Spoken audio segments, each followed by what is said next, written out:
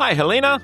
Hi, Adam. And hi to all of our listeners. We've got such a great episode for you today. Oh my God, we've got the brilliant Adrian Tamburini on. But before I introduce Adrian, Helena, tell us a little bit about yourself.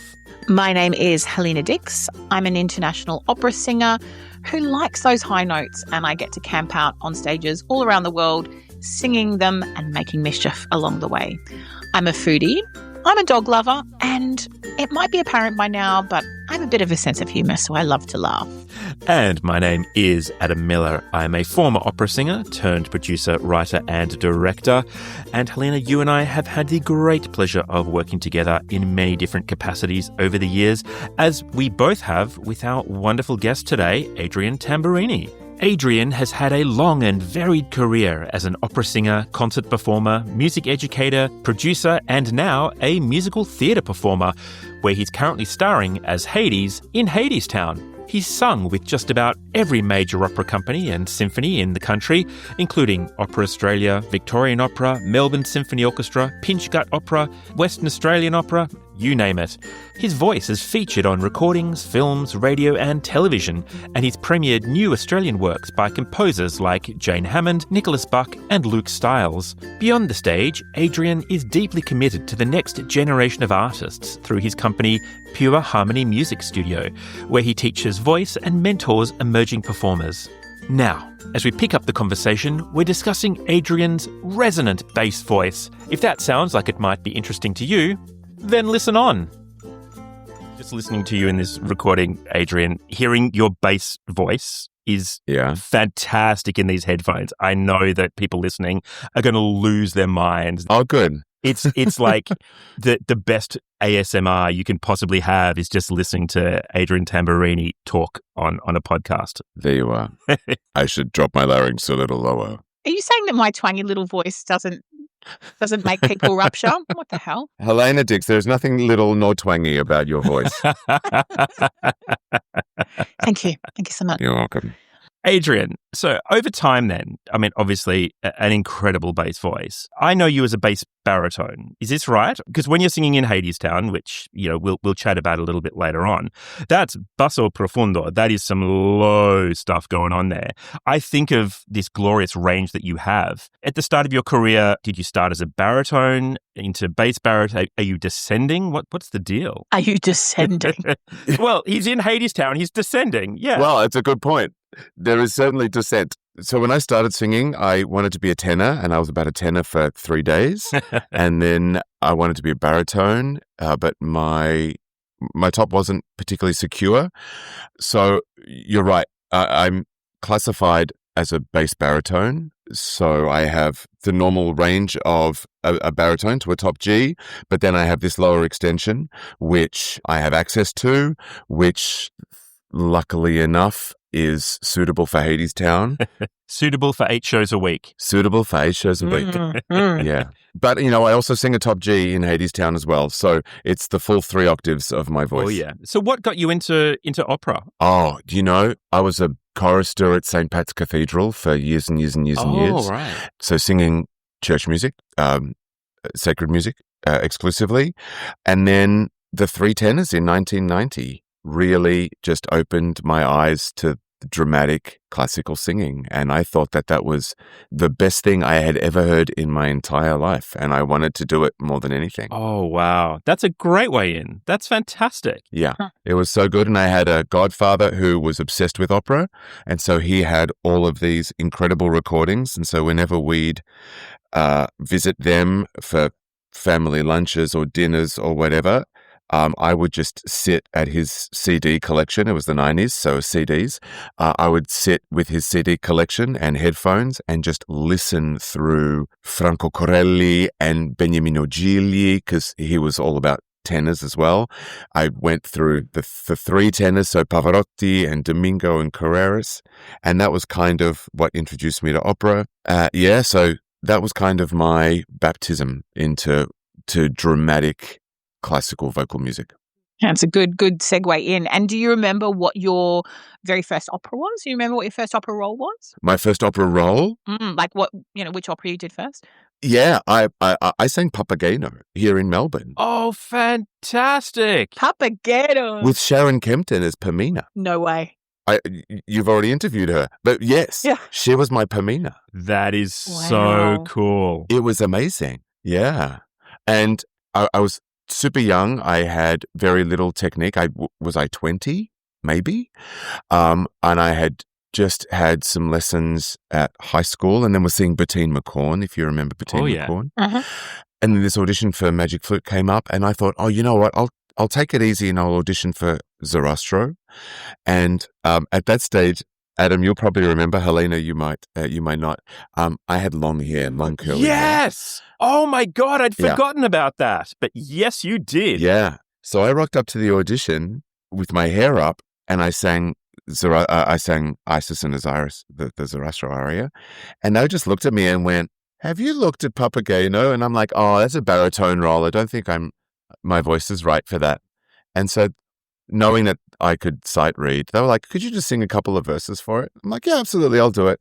And I sang a couple of verses of the opening aria, and they were like, "We'd like you to be Papageno, not Zarastro." And I'm like, "Oh, I'm not sure if I could do the whole role." And they're like, "You'll be fine. Don't worry about it." And yeah, so that was my first I love it. principal role. Oh, that's great. What a fun and fantastic kind of first segue into opera as well. Yeah, absolutely. You know, Melbourne's like famous for community theatre.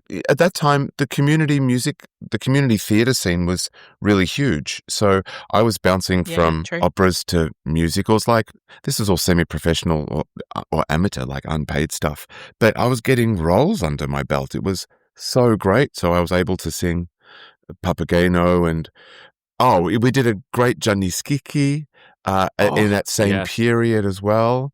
I was working with some extraordinary singers, both of you included, and we weren't making very much money, but God, we were having a great time and building repertoire and just using our technique, and it was a great time. It was a great time to make music.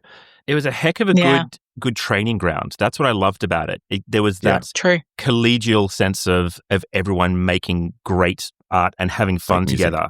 Yeah, you want to bottle that. You really want to bottle that. And you're so fortunate to get to come away and have those experiences that you obviously then want to bring into the shows that you perform in and the shows that you produce and lead as well, Adrian. It's very cool. Yeah, and it informs the next gig. So people are saying to me, even now, because this is my first commercial musical that I'm in, they're like, "Oh, but you're acting so strong. You must have studied acting, blah, blah, blah." And I'm like, no. I've just been on the stage from the very beginning, and I have built a performance practice, which is just informing this role in this show, which is completely different style and a different musical genre, but it's essentially just the same work. Yeah. You know, and it's been going on, in my case, for now, 30 years. Do you think, Adrian, that you hit a point in your career? Obviously, you did a lot of classical when you were younger, and you said you did some theatre and stuff as well. But do you think you hit a point in your career where you kind of like found your voice? Like, I mean, I've known you for a very long time, but you and I have tended to work together in the later stages of our careers. And the one thing that I adore about you and about working with you is that your tone and your colour and the kind of package that you give across is very distinct, and it's very, like, I hear your voice and I go, that's Adrian singing. And I think the golden age of singing, as all the people talk about, now the golden age of singing, but actually back in those days, you would hear someone open their mouth and you'd go, that's Callis, or that's Caballé, or that's Sutherland. And I feel that's lost a lot now, because I feel like singers, and I think it's for good and bad reasons. I think it's because as singers, we have to juggle so many different roles because we want the work. So a lot of singers kind of just will take what they can and do what they can. But then there are singers still now that you hear and you go, that's very distinctive. So for me, knowing you in the later half of your career, in the early part of your career, did you have that as well? Or did you kind of find that as time went along? So in the early part of my career, I was obsessed with just just singing well. I didn't even care about the way I sounded. And maybe I should qualify that by saying I didn't like the way I sounded. I was just grateful that other people liked it. Wow. What didn't you like? Oh, I still can't listen to myself. Like even now, like I won't listen. I normally won't listen to myself. Okay. But there are just qualities about my voice that I don't like, but I'm really grateful that people do, and therefore I get employed, right? Gotcha. So to answer your question in a sort of a way, I think I sang repertoire that, of course, my teachers recommended it to me because they can hear a quality in my voice that is best suited to X composer or X period of time. Sure. I also sang repertoire that I really enjoyed singing. Mhm. So Mozart, for example, I've always loved singing Mozart. I still do, even though I don't get an opportunity to sing Mozart very much. Yeah, and so I feel like that has informed where I have fit with regards to repertoire, with regards to kinds of roles, and dare I say the trajectory of my career. Mhm. So, for example, a really great, and this isn't answering your question, just delete it, but a great example of what I'm thinking is that I never ever thought of myself as a Wagnerian singer. Mhm.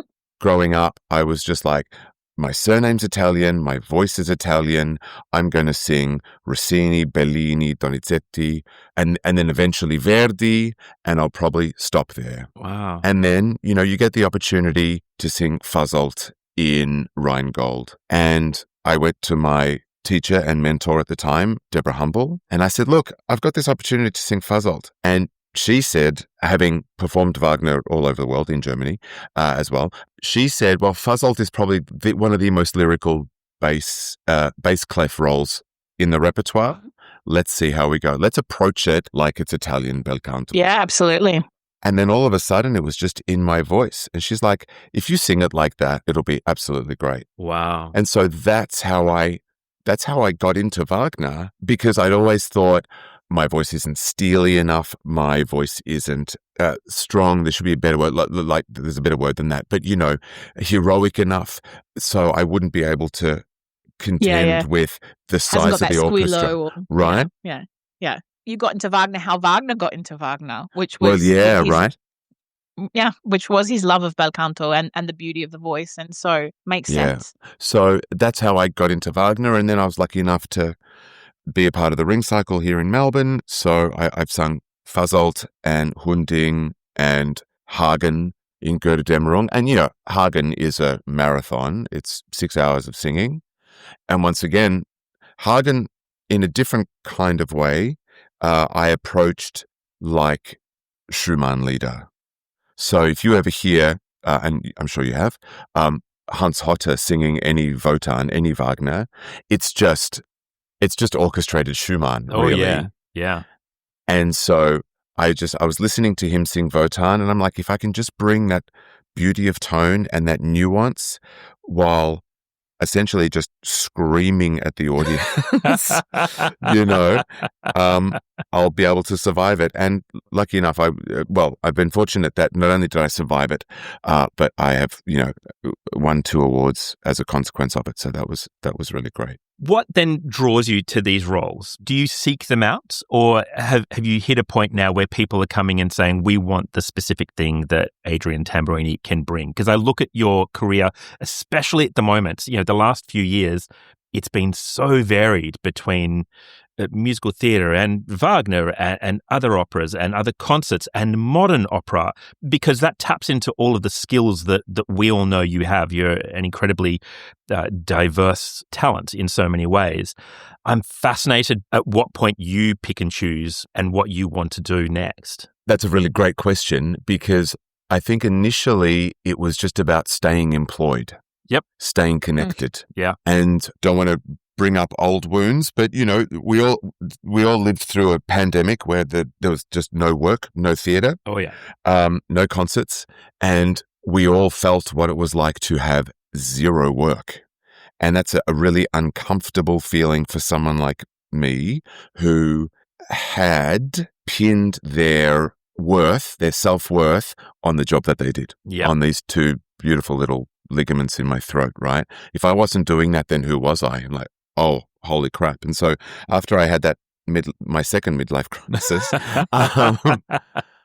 it was then, just, I think it was a little bit of hustling. You're like, well, I'm going to have to build relationships, speak to the people who I've had relationships with, and just make work, whatever that work is. And so I was lucky enough.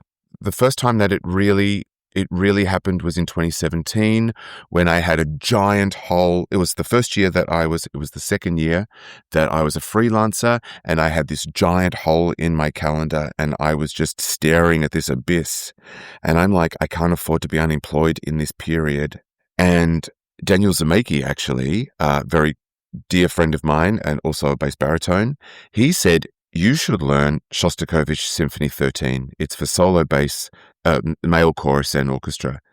And I thought, oh, that's really interesting. I love Shostakovich. And I had a look at it and I completely fell in love with it. And then I have a relationship with the Zelman Symphony Orchestra here in Melbourne. And so I just rang them up one day and I said, hey, there's this really amazing work that I'd love to do. And I love working with you guys and you love working with me. Why don't we put this on together? And I could not believe it. They said yes. And so we booked Hamer Hall and we filled it. Oh. And I got to stand smack center next to the conductor, sing some of the most extraordinary music ever written in the 20th century as not only the soloist, but as the producer. And then all of a sudden people saw me do that. And then they're like, oh, actually, I really loved what you did. That can I write a piece of music for you to sing in a couple of years' time? So then No Friend But the Mountains was commissioned for Luke Stiles to write. And then we did that in the Sydney Myer Music Bowl. Which keeps popping up on television. Every once in a while, I'll see you on I'm like, oh, that's Adrian doing this. Amazing. And it just had its UK premiere last weekend at the Barbican, I think, right? Wow. Wasn't me, sadly, but that's okay. That's just rude. They should have brought you in for that. Come on. I should have put that. That's because you're booked out. It's because you're booked out, I am mate. booked out too. Absolutely right. Yeah. And I think then that just working leads to work. And then all of a sudden orchestras are like, oh, you do orchestral work. Okay, sing this Verdi Requiem or do this creation. And then an opera company is like, oh, I saw you in the creation. We'd love you to do this. Absolutely. And then all of a sudden it kind of makes work. But to go back to your direct question, I'm in a really fortunate position now where I can pick and choose the works that I do, the jobs that I have. Right now, it's about new and interesting work, definitely with a slant towards Australian work. Oh, that's fantastic. I know that you produce as well. Are you still producing? Are you looking into the future at things that you want to produce, or are you purely in the singing mode? 8 shows a week really leaves very little brain bandwidth for anything else. But I am constantly just writing in my notepad ideas for the next gig that I want to produce. So Hadestown, for those of your listeners who don't know, is an Orpheus and Eurydice myth story. And there's a fabulous song cycle called Orpheus and Eurydice, written by an American composer. I'm not going to say too much because someone will steal my idea, but I'm desperate. But I really, post Hadestown, I want to ride this Orpheus and Eurydice wave and probably do that very soon. Hadestown has been such an incredible smash hit for you, looking at all the socials and everything. And I'm very, very sad that I've not been there to see it. But wind it back. I mean, I did write to you personally and ask because I was curious how it came about. So tell us how it all came about doing Hadestown. So I have a teaching studio in Melbourne, and I have some extraordinary students. Some are professionals, some are aspiring professionals, all the way to absolute beginners. And I always know when an audition call has dropped because my lessons book out like for a week. Oh, wow. Uh-huh. And so all of a sudden, all of my professional students had booked in, and I'm like, oh, I wonder what's come into, what's been announced. Hadestown had been announced. And this was mid last year. So I'm going to say May, June. And now I had never heard of Hadestown. I'm going to confess. Sacrilege. I thought that it was Urinetown, which is another musical. Right? So one of my students said, you'd be perfect as Hades. And I'm like, what does that even mean? And they're like, oh, Hades the god, he's in the show. Hadestown, he sings really low. You'd be really good at it. And so she made me hear Hey Little Songbird, which is the first song that Hades sings. And she was right. Here was Patrick Page singing in the depths of his voice, bottom G's. And she's like, you can do that, right? And I'm like, yeah, I can do that. She's like, come on, audition. And I said, well, if you're going to do it, I might as well do it. And I swear to God, this is not a lie. In the 30 minutes between students, I put together a 2-minute audition video, because that's how you audition for musicals these days. And I just uploaded it to YouTube, and I just submitted myself, because it was Opera Australia, so I already had a relationship with Opera Australia, even though I had never worked in their commercial musical division. And then because it's on YouTube, you can see how many times it's been watched. And so all of a sudden there was like 7 views, 12 views, 20 views. I'm like, people are looking at this. Oh, wow. And then I got invited to an in-person audition. Now, keep in mind, I'm going to say this, but I have to qualify what I'm going to say. Keep in mind, I've never wanted to be a music theatre singer. I didn't even particularly know about this show or care about this show. So Opera Australia rings me up. Oh, they sent me an email. They didn't ring me up. Can you make it to an audition on Tuesday in person at the South Bank Centre in Melbourne? And I said, no, I'm sorry. I teach all day Tuesday. I can't help you. You did not say No, that. I did. I swear to God. And they were like, well, the only time we can fit you in is 9:30 on Friday morning that same week. And I said, oh, that's perfect, because I teach from 10:30, so I can be at the audition at 9:30, and then I can just walk across the river to teach. Thankfully. That's hilarious. No, I'm sorry. No, it's brilliant. The brilliant thing is, because at 9:30, I have that bottom octave of my voice. I don't need to warm down, So do right? I. Yeah. So I just kind of walked in there, and I must admit, and I'm going to pay Opera Australia an incredible compliment here. This audition was the best audition of my life. It ended up being a 35-minute workshop of the 2 main scenes, and it was just so beautiful. The energy was unbelievable. Wow. And so they thanked me, and I thanked them, and there was about a dozen people on the panel, including some of the American team. And as I walked to my bag and my coat, because it was the middle of the year, the producer followed me out, and she said, look, I know you're really busy teaching, so I just want to check. Next Friday, if we flew you to Sydney, can you spend the entire day in Sydney? I said, yes, with a week's notice, I can definitely. Wow. So they flew me to Sydney, and I spent the entire day chemistry testing with the other potential Persephones, Hades Persephone. They're the married couple in this, and some of the Eurydices. And so that was that. And then I didn't hear for months and months and months. And then I heard, and then I heard some of the ensembles through the grapevine. I heard some ensemble members receiving contracts and offers.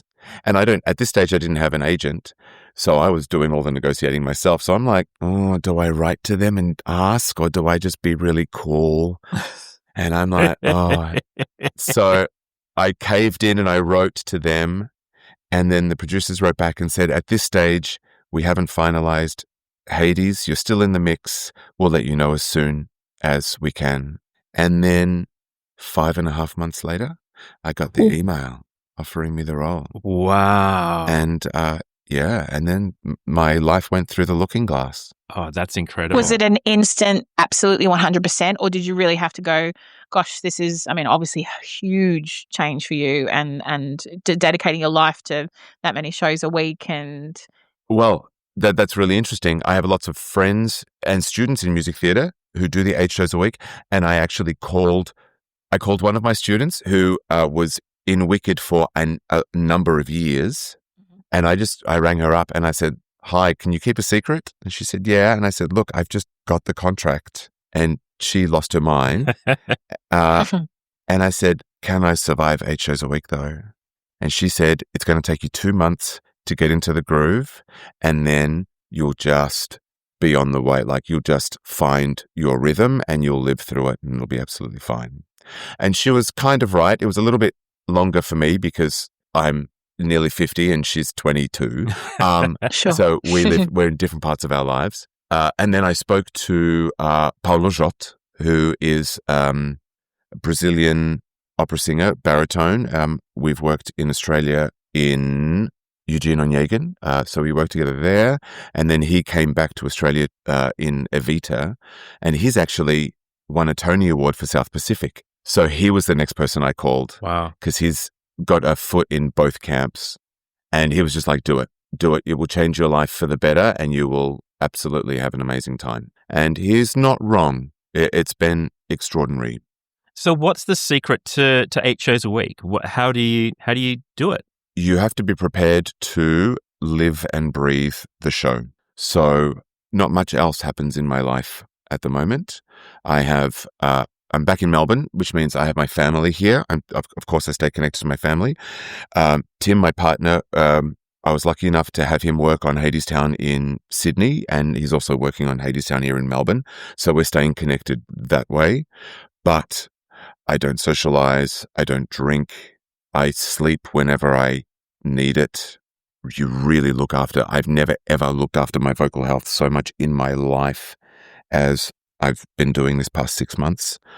It's a giant sacrifice from a lifestyle perspective. Yeah. But incredibly rewarding with the amount of lives I've touched and people who have contacted me to tell me how much they've enjoyed my performance. It is glorious, I've got to say, as I saw it. I saw it yesterday. You saw it yesterday. And it was genuinely transformative seeing this performance. You were stunning in it. And I'm already a fan. Like, you know, I've worked with you in so many different ways. And I know you absolutely to be one of the most stunning performers around. But you in this show, this role feels like it could be yours. The way that you bring that character to life, the way that you play with it vocally. And this sits amongst a cast of, again, stunningly talented humans who bring everything vocally, who are incredible performers. The pathos and the humor, everything about that show just works. Like it is so detailed and so beautiful. How do you sit within a cast like that? Do you find yourself feeding off them? Do you find yourself competing? How do you work in that space of just gods in the performing arts world? Well, he's worked with me before, Adam, so he has good training. I have supplicated at the feet of the Queen already. I know how to do it. I'm joking. Well, firstly, thank you for that incredibly generous review. I appreciate that. I have so much to say about this. So the first day of rehearsal, so day 1, January the 2nd, I had coked myself up with anti-anxiety medication because I was totally a fish out of water. I had no idea what I was in for. I was, with the exception of Christine Arnoux, who plays our Hermes, I was the oldest person in the room. All of the rest of my cast are all under the age of 30. And so imposter syndrome had completely taken over. And I thought, what the hell am I doing here? And then thankfully, we just had a sing through. And I've only ever known how to be an opera singer. And so I just sang like an opera singer. And here was these 20-something-year-old kids seriously just looking at me with their mouths open going, how does someone make that much noise? And then all of a sudden, it was kind of like the ice broke, like, oh, okay, this is going to be fine. Yeah, I'm doing my thing and it's right. Yeah. Well, absolutely. And then with this show specifically, and thankfully, the director asked us to bring our own individual personalities to the role. So it's interesting you should say, Adam, that it looked like the role was made for me. What I actually did, the role is actually plasticine, and I was able through the rehearsal process to shape it to fit my physicality, my performativeness, right? Yeah. So the score, now you're both musicians, and you both know that in opera, what's written in the score is sacrosanct, with the exception of your ornaments and your cadenzas, Helena. That was very specifically Helena. I was going to say, nobody's going to trust me with writing my own cadenzas. I was going to say, I don't think I've heard Adam sing a cadenza successfully. Harsh but fair. Boom! That's going to be cut. But the score is really just kind of friendly, what's the word? A hint at what it could possibly sound like. Wow. So the performance that I give, and the performance that I gave you, Adam, is specifically and purely my performance. No other Hades gives that performance. But even on top of that, yesterday I was feeling, because it was the 7th of the 8th show of the week. Yeah. So by the time you get to Sunday, you are either in total protection mode because you are really tired and you don't want to hurt yourself. Yeah. Or if you've had a good night's sleep and you're feeling really good, you actually just probably give a 10% more because you know you're going to have Monday off, right? Yeah. So I think from memory, yesterday's performance was a bit spicier than normal. So, but just, and the musical and our music director, Laura Topoki, is really open to that. She's like, if that's how you feel, just sing in tune, sing in time, and then everything else can be whatever you want it to be. Wow. And working with those musicians on stage as well, like that is some stunning musicianship. Oh. Your trombonist. Griffin Youngs, yeah. Yeah, just stunning. It's some of the most, oh God, I'm just fangirling the whole time. But it is some of the most beautiful and interesting playing, and hearing that interplay between the musicians as well. And you know it's 8 shows a week, but it feels like it's all improvised. That's what's so clever about it. Well, interestingly enough, Griffin and I were actually talking about that at lunch the other day. Most of her chart is empty bars of improvisation. And so she does not play the same show twice. No. Either. Oh, Yeah. Wow. That is so cool. She'll improvise off the vibe that she's getting from the audience or the vibe that she's getting from the cast. That's a reason to go see it again. Which keeps it fresh too, doesn't it? Like, Yeah. especially with all that kind of stuff. That's a successful run then.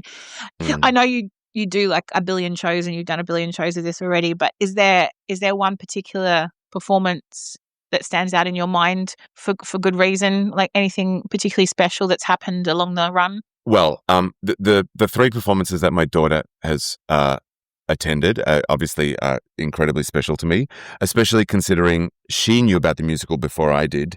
And she's supportive of her dad, but she's not particularly an opera lover. So to get her to come and see an opera was always I have a free ticket for you. Are you free on that night? That kind of thing. And I'll give you a lollipop afterwards. Yeah. absolutely. She's 25 though, so there's no lollipops. I know. What? Rubbish, father. But just to see the pride in her face that her dad is in one of the greatest, like easily one of the best musicals of the 21st century, and her dad's up there, and just to, that's obviously that's top tier show. But I think notwithstanding that, there was a few shows in Sydney, and it's happened once, maybe twice here in Melbourne. You see, this show is really big with the under 20s. So we have talking about fangirling, we have lots of teenagers come and see the show. Uh-huh. But sometimes teenagers need to be accompanied by their parents. And a few times at stage door, while I'm giving autographs, there's been a 14 or 15-year-old girl and her dad's standing next to her. And a couple of the theatre dads have said to me, I came here to accompany my daughter, and I never thought in 100 years I would be so touched by your performance that even I was crying. Oh, And I'm like, holy hell. Like, that is bonkers. that's what it's about. Bonkers is my word for this year. But you just think, I cannot believe that I'm a part of a show that someone who was there as an accompanying parent, not even because they liked the show, has gone away completely transformed because of a performance that I was a part of. That's amazing. Oh, That's yeah. amazing. Absolutely. No, that really is fantastic. I'm going to pivot now. I could ask you a million questions about Hadestown, but I'm also really interested in you as a teacher and you as a mentor in the music space. Tell us a bit more about your studio and a little bit about what drives you to, because I know that you keep some of that going as well while you're so busy. Tell us about that.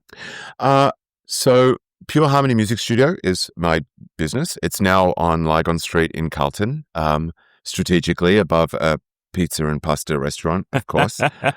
Helena, you're always welcome to visit. The thing that I love the most about teaching is the connection to people. And it'd be really interesting to ask you both, actually, as successful singers. I felt that there was a point in my performing career that I really had lost connection to people who were not on stage. So even audiences, like there's a big gap. I felt like there was a big gap from the apron of the stage to the auditorium, and a more psychological one, not just a physical one. I felt like my performances, even though they reviewed well and the companies that I was working for were really happy, I just didn't feel like I was connecting enough to people. When I'm in the music studio with a student, that 60 minutes is so soul-filling, fulfilling to me. And I love to see how someone has walked in, a student has walked in, we've worked on their singing, so look at their repertoire, we do their technique, and then when they walk out 60 minutes later, they're a completely different person. They've had even if it's a mini breakthrough, or if they've just anything, I just feel that connection in the music studio was really, really fills me up more than performing. I had a student once say to me, my favorite thing about my singing lesson is that it's the only hour of my life that's all about me. Oh, wow. And I was like, that's profound to also recognize that. Wow. Yeah, exactly. Yeah. Because she said, it's the only hour of my life. She said, you are just with me the whole time. There's nothing else. It's just you and I, and you are all about me. And I consequently am all about me and finding my voice. And that's the only hour of my life that happens. And I thought, well, that's really beautiful, actually. So I totally understand that. And it's that self-expression. They have 60 minutes to just freely make noise, express themselves, whether it's good or bad. And I would expect that you're not too dissimilar to me. There's always positive affirmation. Everything's like it's a sand pit. We're just going to play, and we're going to discover new ways of doing stuff, of making sound. And by the end, there's this transformation. I've had lots of tears shed by students who have had these breakthroughs. And it's not about the singing. It's really about them finding the self-affirming potential of just being able to make sound and hear their own voice. What do you think makes a good singing teacher?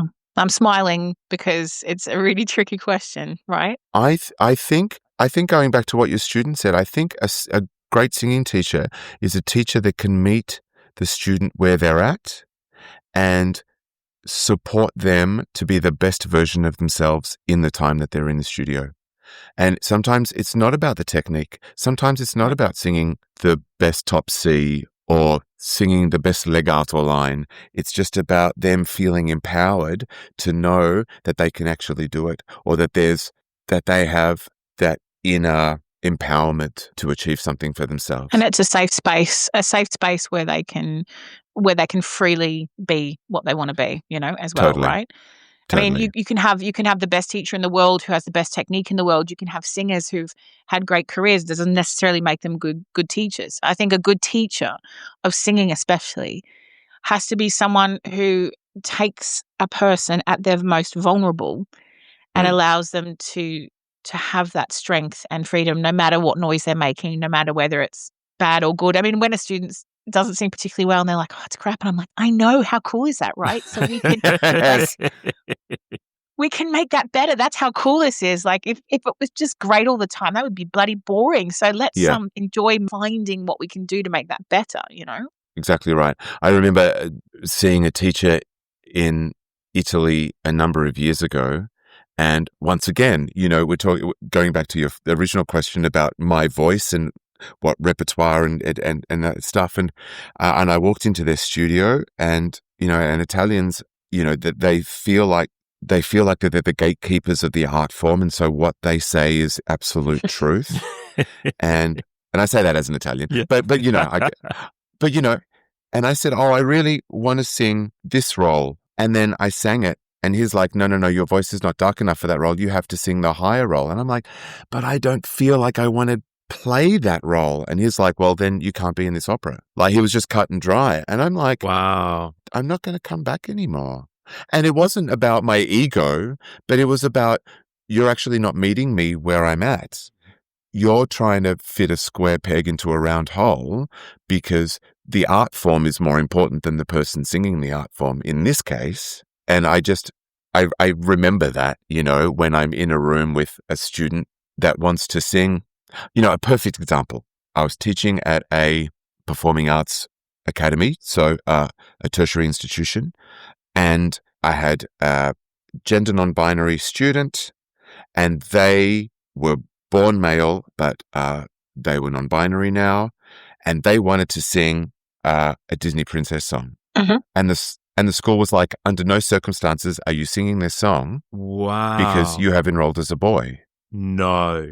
And so they came into their weekly singing lesson with me, upset. And I'm like, what's going on? And they're like, all I want to sing is Ariel. I just want to sing Ariel. And I'm like, well, let's do it. Oh, but I'm not allowed to. Oh. And I'm like, in this 60 minutes, you can do whatever the hell you want. You can sing what the fuck you want. Absolutely. Yeah. And that's the thing, the act of singing transcends all of that, all of the stuff. Let's just embody self-expression and be the best version of ourselves that we can be in that time. And I think hopefully my students feel that love and support from me, because I'm really privileged and blessed to have these students in my life. And you, I'm sure. They come back. Yeah, it always helps. That helps. I'm gonna pivot again. You talk about that 60 minutes that you have with those students.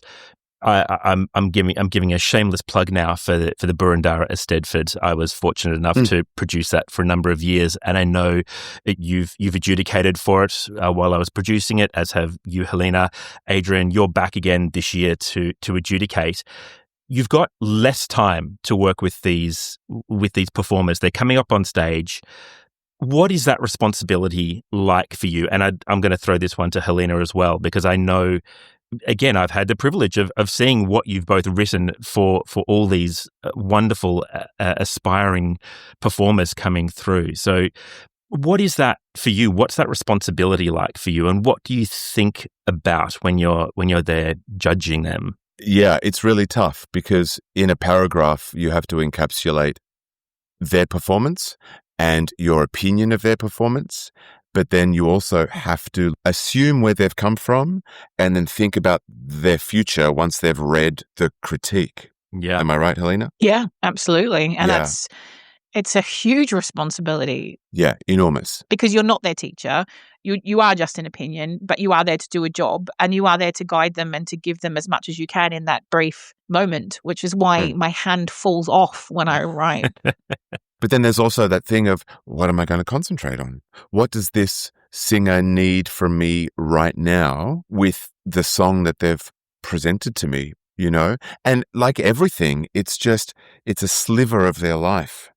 And so I have to make sure that it's positive reinforcement, that what I'm saying is actually based on real and enduring technique, because I can't say something that I don't know for a fact, or that I can't explain properly, or something that's ephemeral, like, oh, spend more time standing on your left foot. That doesn't mean anything. Yeah. Right.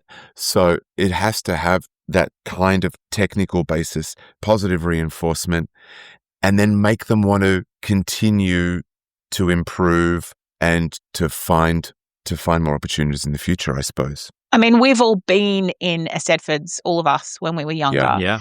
And I think people enter Eisteddfods for different reasons. And that's the other thing that I look at when I'm an adjudicator, because I know, for me, when I was in Eisteddfods, I entered them because I wanted an opinion that could help me beyond what my teacher could. In other words, I wanted someone else's criticism, but constructive criticism, to go, oh yeah, I could try that. Like, because I was that kid, but not everyone is that kid. Not everyone's I'm going in it to have constructive criticism. Some people will go in it to want their egos stroked and to want to be told they're great. Some people will go in it because they want to win some money. Some people will go in it because, you know, they want performance experience, or it's so variable, right? Yeah. And so I think as a judge, you have to kind of go, okay, well, in the heat of the moment, I'm going to be supportive, but I'm also going to tell you, if I can offer you something, I will. If I can offer you something small, not, as you said, not like your left foot is whatever, but try and use your vocal timbre a little bit more here, or, you know, maybe,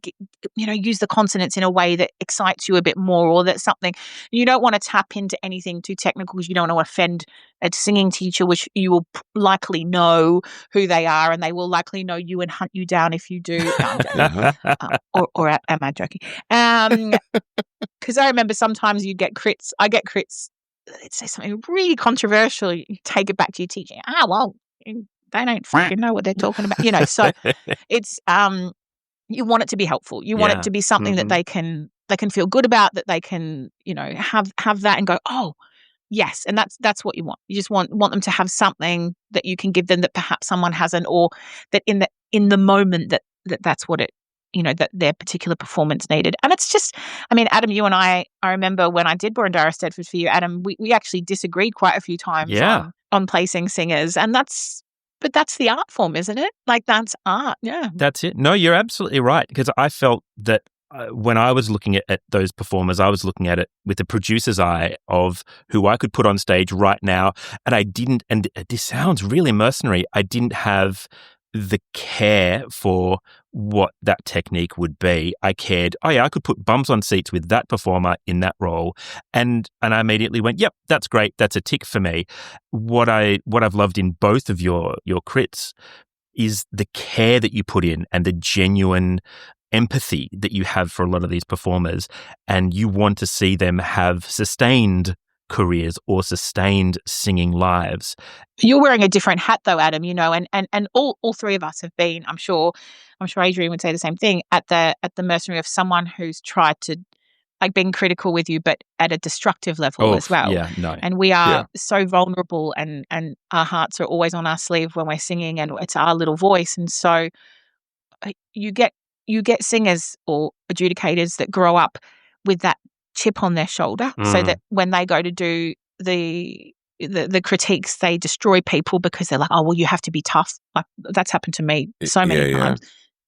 And then, or you grow up like we have, where you go, well, I've been kicked and prodded and stuff. Well, I don't want to do that to someone else. I want to be honest with them, and I want to be real with them, and I don't want to bullshit them. I don't want to tell them it's great if it's not. No, but there's a way to do that, and we've learned that from people who've done that to us. And instead of, you know, carrying that tradition on, there's enough of that bullshit. It's hard enough. If you're in that position and you're blessed with that position to be able to be an adjudicator or a singing teacher or a mentor or run a masterclass, then I believe it's positive reinforcement, but in a way that's constructive and helpful, you know? Yeah, agreed. Yeah. Absolutely. To finish that point though, this year, for the Boroondara Stedford, I am adjudicating music theatre.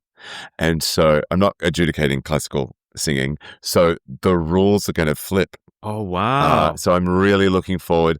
And I only accepted because now I'm in a musical. Otherwise, I wouldn't have had any qualification. But now, being in a musical, the rules are going to be slightly different. Yeah, and I think the feedback's going to be different as well. Oh, I'll be there. Oh, I'm going to come and check that out. I've got to come and see it. It's going to be so good.